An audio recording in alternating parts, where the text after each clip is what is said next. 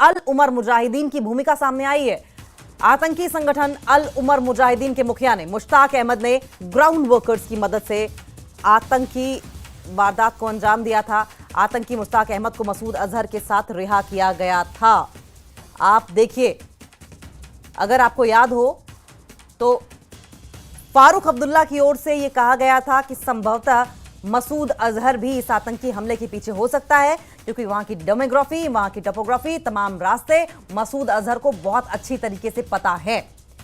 और अब जानकारी यह आ रही है पहलगाम आतंकी हमले पर एनआईए के सूत्रों के हवाले से, पहलगाम हमले के पीछे आतंकी संगठन अल उमर मुजाहिदीन की भूमिका आई है। आतंकी संगठन अल उमर मुजाहिदीन के मुखिया ने मुश्ताक अहमद ने ग्राउंड वर्कर्स की मदद की थी।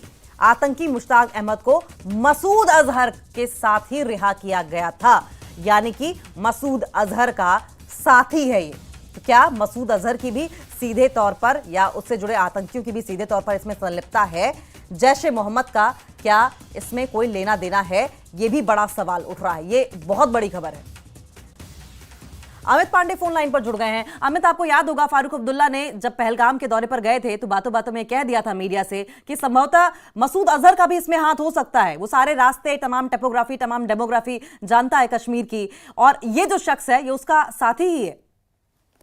जी बिल्कुल, देखिए जैश ए मोहम्मद और उसके सहयोगी जो लोग हैं उनकी भूमिका इस वक्त एनआईए के मुताबिक बहुत प्रमुख हो सकती है, और इसकी वजह यह है कि लगातार उनके समर्थक एक्टिव थे पहलगाम आतंकी हमले के बाद, जो ओवरग्राउंड वर्कर के संपर्क में थे। करीब 60 से 70 ओवरग्राउंड वर्करों को गिरफ्तार किया गया और उनसे पूछताछ के आधार पर यह जानकारी सामने आई है।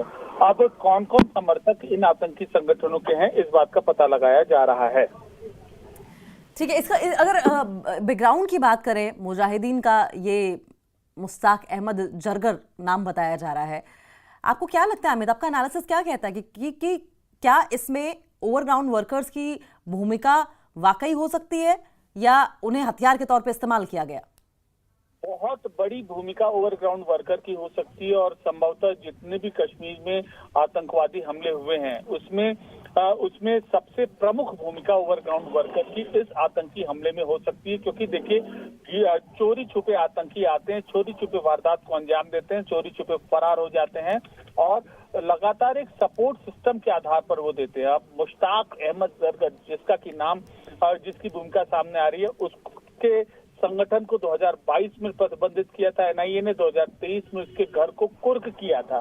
तो अब इस कार्रवाई से बौखला के फिर उसने अपना काम करने का तरीका बदला था। और दुर्दांत क्यों है यह आतंकवादी? इसलिए दुर्दांत है मुश्ताक अहमद जरगर क्योंकि अर्बन एरियाज में, श्रीनगर, अनंतनाग, बारामूला, इन सब एरिया में इसका बहुत बड़ा नेटवर्क है इस आतंकी का। बेशक अभी पीओके में है, लेकिन बराबर उसकी कोशिश रहती है किसी न किसी तरीके से, चाहे आतंकवादियों के रूप में, चाहे ओवरग्राउंड वर्करों के रूप में, अपना नेटवर्क वो डेवलप करे और भारत की आंतरिक व्यवस्था को नुकसान पहुंचाए। अमित, यानी कि आप जिस तरीके से बता रहे हैं अर्बन एरियाज में इसकी कॉन्टैक्ट्स हैं, यानी कि अच्छी खासी पैठ इसकी एक समय में कश्मीर में रही होगी। और क्या आप लगता है कि किसी भी तरीके से ये आईएसआई का या फिर पाकिस्तानी सेना का नुमाइंदा है?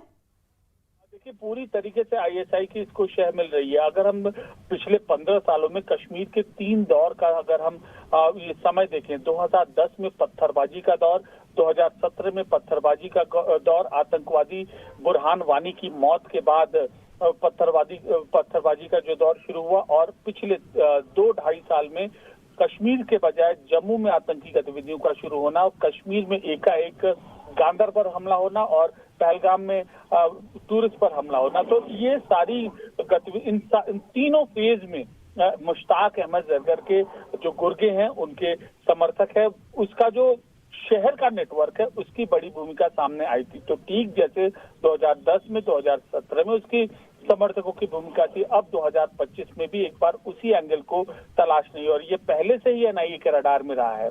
अब देखना ये है कि किन किन इसके प्रमुख समर्थकों की पोल यहाँ पर खुलती है और कौन कौन गिरफ्तार होते हैं। अमित, जब इसका नाम सामने आया है, क्या इन्वेस्टिगेशन की डायरेक्शन और एंगल की आप बात कर रहे थे, उसमें थोड़ा बदलाव आएगा? क्या रणनीति थोड़ी बदलेगी? देखिए, इन्वेस्टिगेशन का एंगल और डायरेक्शन तो वही चल रहा है, और अब इसमें जरूर जो इसका नाम आया है, एक मजबूती मिलेगी, और जो संभवतः आरोपियों तक जो आतंकी हैं उनको जो जीरो इन कर चुकी हैं भारतीय एजेंसियां, हम यह उम्मीद कर सकते हैं कि उनकी गिरफ्तारी में, उनको बेनकाब करने में यह इनपुट, यह कार्रवाई और ज्यादा मददगार साबित होगी। ठीक है, बहुत बहुत शुक्रिया आपका। आप नजर बनाए रखें अमित, आगे भी आपसे अपडेट लेते रहेंगे।